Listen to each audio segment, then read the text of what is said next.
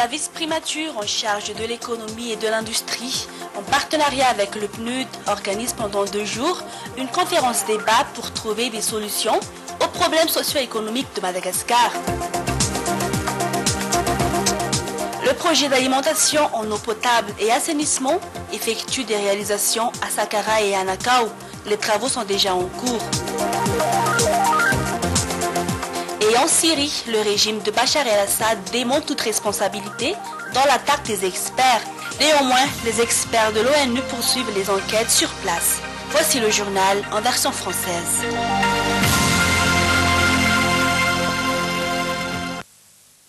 Ravi de vous retrouver dans ce journal en version française.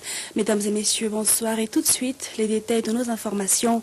Un conseil de gouvernement s'est tenu aujourd'hui à partir de 8h au palais d'État de Mazoriv. Outre les différentes communications auprès de quelques ministères, il y a eu également adoption de différents textes réglementaires. Voici les détails avec Rival Avronariv. Adoption de textes réglementaires au titre du gouvernement. Adoption de projets de décret portant alignement de salaires, émoluments et autres avantages des membres du Finankev Tchinfampiavan et Malagas. Au titre du ministère de l'eau, adoption de projets de décret portant adoption de la stratégie nationale de l'eau, de l'assainissement et de l'hygiène. Un appel a été lancé pour le renforcement des sensibilisations et des éducations en matière d'hygiène et l'utilisation des toilettes pour les défécations. Ce volet fait partie du projet Paillard. Au titre du ministère des Finances et du Budget, adoption du projet de décret portant virement de crédit inscrit au budget d'exécution 2013 du ministère de la Population et des Affaires sociales. Adoption du projet de décret portant virement de crédit inscrit au budget d'exécution 2013 de la vice-primature en charge de l'économie et de l'industrie. Au titre du ministère des Forces armées, approbation du projet de décret portant création de l'École nationale des sous-officiers de l'armée.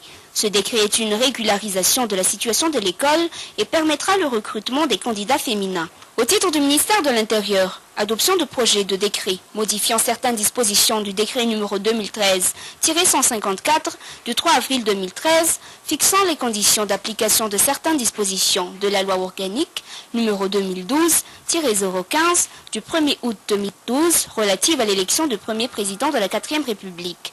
Adoption du projet de décret modifiant certaines dispositions du décret numéro 2013-155 du 3 avril 2013 fixant les conditions d'application de certaines dispositions de la loi organique numéro 2012-016 du 1er août 2012 relative aux premières élections législatives de la 4e République. Nota bene, une sensibilisation sera effectuée pour une large explication des textes électoraux. Au titre du ministère de la Sécurité intérieure, adoption du projet de décret portant présentation du modèle et des caractéristiques du passeport électronique. Communication. Au titre du gouvernement, approbation de la communication relative à la demande de franchise douanière pour un véhicule de marque Toyota de modèle Hilux portant l'immatriculation numéro 002 PE 588 attribué à l'ONN par le projet Palm Mine. Au titre du ministère de l'Enseignement technique et de la formation professionnelle, approbation de la communication relative au Forum ministériel africain sur l'intégration des TIC dans l'éducation et la formation. Tunisie, les 9, 10 et 11 décembre 2013. Approbation de la communication relative au 6e entretien de Bélé au pays de Brilat-Savarin, France, du 10 au 12 octobre 2013. Au titre du ministère de l'Éducation nationale, approbation de la communication relative à la campagne nationale de scolarisation 2013. Au titre du ministère de l'Environnement et des Forêts, approbation de la communication relative à la sensibilisation de la production des plants selon les besoins de chaque région. Le Premier ministre a invité chaque ministre à faire un rapport succinct des descentes, visites et autres activités que les membres du gouvernement ont effectuées durant la pause gouvernementale. Les points saillants de ces constats de visu concernent notamment les sécurités, la prostitution des jeunes filles, l'opération carte d'identité et l'envoi des travailleuses à l'étranger. Une réunion élargie se tiendra incessamment pour résoudre les différents problèmes avec les ministres concernés. L'ordre du jour ayant été épuisé, la séance a été levée à 12h30. Page économique à présent, la crise a entraîné des impacts considérables sur le domaine socio-économique de Madagascar, outre la perte de nombreux emplois qui a généré une forte croissance du secteur informel. Pour trouver des solutions à la relance de l'économie malgache, la vice-primature chargée de l'économie et de l'industrie en partenariat avec le PNUD organise une manifestation économique, conférence-débat pendant 2 jours au plan Anoussi Rivala-Vonarive et Jean-Baptiste Radonavo. En 5 ans, le taux de la pauvreté à Madagascar a vu une hausse de 8% selon les statistiques de l'Instat, tandis que depuis 2009, début de la crise, la croissance du produit intérieur brut est faible, tout comme l'indicateur de développement humain. Suite à la suspension de l'AGOA, 30 000 malgaches ont vu perdre leur emploi. De l'autre côté, le secteur informel a gagné du terrain. Il constitue au total 90% du monde de l'emploi. De nombreuses entreprises individuelles ont vu le jour. C'est dans cette optique que la vice-primature chargée de l'économie et de l'industrie envisage d'axer les solutions pour la relance de l'économie. Désormais, la création d'emplois sera facilitée. En effet, les petites et moyennes entreprises constituent un moteur de développement, comme l'a souligné le vice-premier ministre Piero Boutsaz. Toujours selon les statistiques de l'Instat publiées en juillet 2013, les recettes sur les produits d'exportation ont augmenté. Ceci grâce à la production de nickel et du cobalt dans le littoral est de Madagascar et de l'île Ménic dans la partie sud de l'île. Durant 2 jours, les acteurs économiques malgaches se concentreront sur la situation socio-économique actuelle de Madagascar afin de sensibiliser et informer l'opinion publique et afin de trouver des solutions à court et à moyen terme pour promouvoir l'économie. Et dans un tout autre sujet, la correction des épreuves du baccalauréat de l'enseignement général a commencé depuis hier pour les régions d'Analamang, d'Itas, de Bunglav et de Vaknakaraj. La correction se tient à l'université d'Ankats. Selon la direction de l'office du bac, les résultats sont prévus sortir le 20 septembre prochain. Les détails à travers ce reportage réalisé par Kenny Ngala.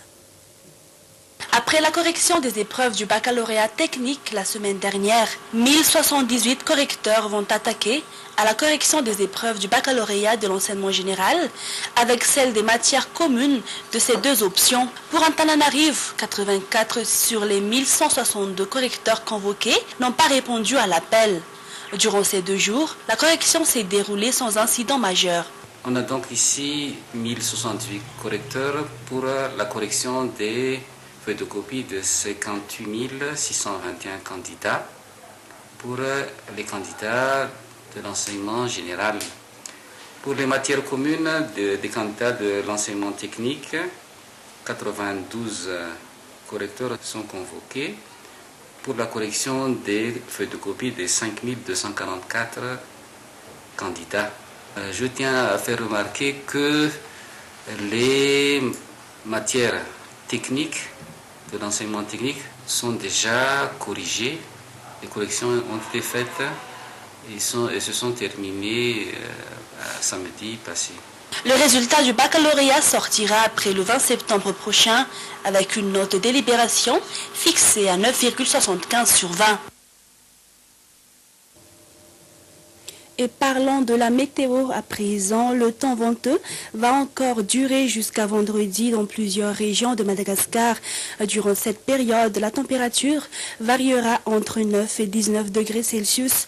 Ce mauvais temps est dû au passage de l'anticyclone Alizé dans la partie sud-est de l'île. Les commentaires à travers cette enquête réalisée par Kenny Ngala. Madagascar est encore en plein hiver.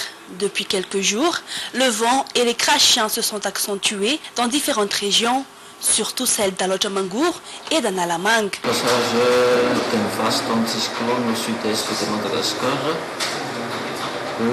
qui favorise le temps venteux actuellement.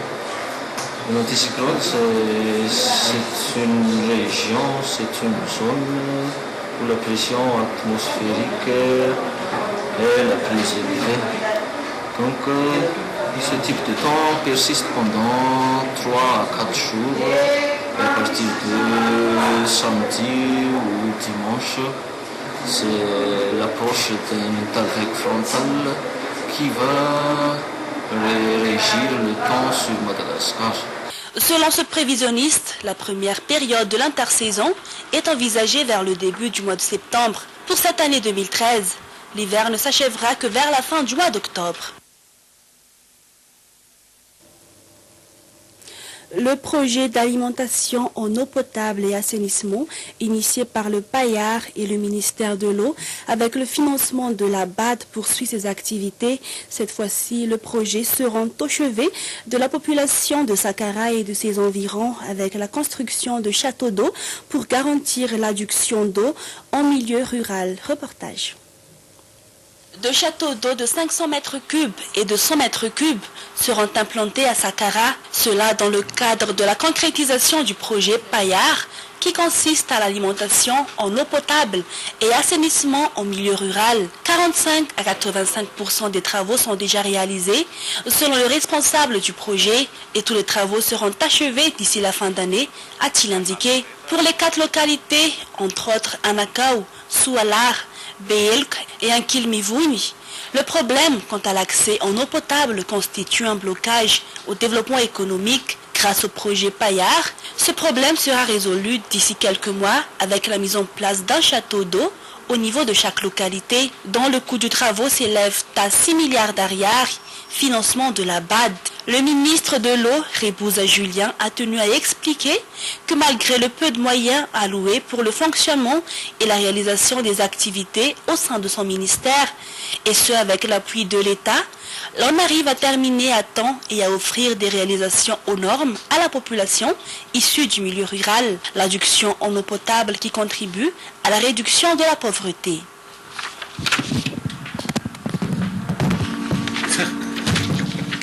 Et parmi les actualités internationales, l'enquête des experts de l'ONU se poursuit quant aux soupçons d'attaques chimiques survenues en Syrie. Une dizaine de localités seraient concernées par l'attaque. Aussi, Bachar el-Assad se dit d'être prêt à affronter les Occidentaux. Voici le récit du correspondant de France 24 à Damas.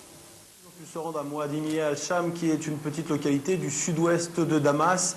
Ils ont pu se rendre visiblement dans 2 hôpitaux où ils ont interrogé des victimes, ils ont prélevé quelques échantillons et ils sont censés retourner aujourd'hui sur le terrain, mais dans l'est cette fois, puisque vous savez que c'est une dizaine de localités qui ont été concernées par l'attaque présumée chimique de mercredi. Il y avait Mouadini al-Sham dans le sud-ouest et toutes les autres sont dans les quartiers est, des quartiers qui sont visés quotidiennement par les tirs d'artillerie du régime, des tirs très intense et la situation est très compliquée pour ces inspecteurs de l'ONU parce que même si ce matin la situation s'est calmé. On n'entend pas beaucoup de tirs d'artillerie, ce qui laisse d'ailleurs penser qu'ils vont y aller ce matin dans ces quartiers-là. Eh bien, la situation n'est pas contrôlée par les autorités. Le ministre de l'Information que nous avons pu interviewer hier nous assurait qu'ils assuraient la sécurité des inspecteurs de l'ONU jusqu'à l'entrée de ces quartiers, jusqu'à la frontière, entre guillemets, et qu'après, la sécurité des inspecteurs de l'ONU n'était plus du tout de leur ressort. Ce sont des groupes rebelles parfois très différents, qui n'ont pas de commandement unifié, qui contrôlent cette dizaine de quartiers. Et c'est donc très compliqué pour les inspecteurs de l'ONU. Vous avez vu les images qui sont sorties de YouTube. Ils sont même à l'intérieur des hôpitaux avec des gilets pare-balles et des casques. Leur convoi a été touché, vous l'avez dit hier, par des tirs, un tireur embusqué, impossible de savoir de quel côté ils se situaient, mais en tout cas leur mission, une nouvelle fois, qui reste très secrète, très peu d'informations au filtre, va être très compliquée aujourd'hui, même si, je vous l'ai dit, les bombardements du régime, les tirs d'artillerie ont quasiment cessé ce matin, alors que depuis mercredi matin, ils étaient très très très intenses sur tous ces quartiers est, ces quartiers rebelles de la capitale syrienne. On ne peut pas dire qu'on sente le régime particulièrement inquiet, ils en parlent plus ces derniers jours, mais tout simplement parce qu'on leur pose la question. Bachar el-Assad dit: si les Américains veulent venir, qu'ils viennent, ils perdront comme ils ont perdu toutes leurs autres guerres depuis des dizaines d'années, que ce soit au Vietnam, en Irak ou en Afghanistan. Ils se disent assez sereins d'ailleurs, parce que pour autant qu'il y a les inspecteurs de l'ONU et de nombreux autres personnels de l'ONU, que ce soit du Programme alimentaire mondial, de l'Organisation mondiale de la santé ou autre, ça fait un peu bouclier pour eux, si vous voulez. Ils ne sont donc pas très inquiets, puis ils ont vraiment le sentiment d'être soutenus et par la Russie et par l'Iran. Et aux États-Unis, le violent incendie survenu au parc national Yosemite, Californie, dure déjà 10 jours. Un incendie qui s'étale sur une superficie de 600 km². Les détails avec France 24. Le ciel a disparu derrière un rideau de fumée. Ces images témoignent de la force du brasier alors que les pompiers combattent les flammes depuis déjà 10 jours. Sécheresse, fortes rafales de vent, terrain escarpé, autant de facteurs aggravants qui rendent la tâche titanesque.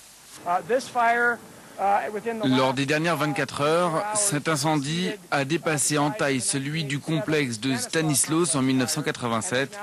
Il fait maintenant partie des 20 plus gros incendies de l'histoire de la Californie.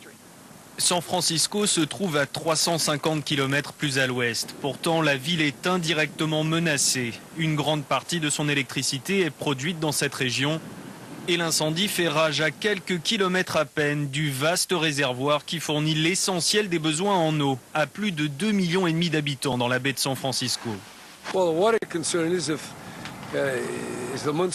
Notre inquiétude au sujet de l'eau, c'est qu'au fil des mois, une fois l'hiver passé, les inondations transportent les cendres et les débris dans l'eau et que l'eau soit alors contaminée. Alors les pompiers font tout ce qu'ils peuvent pour empêcher cela. Des milliers d'habitations sont menacées et une évacuation est sérieusement envisagée. L'incendie a ravagé plus de 60 000 hectares tout près du parc naturel de Yosemite et de ses célèbres séquoias. Mais seule une infime partie de ce site très touristique a été touchée. Ce journal touche à sa fin. Merci à vous de l'avoir suivi. Bonne soirée à tous en compagnie de la TVM. Au revoir.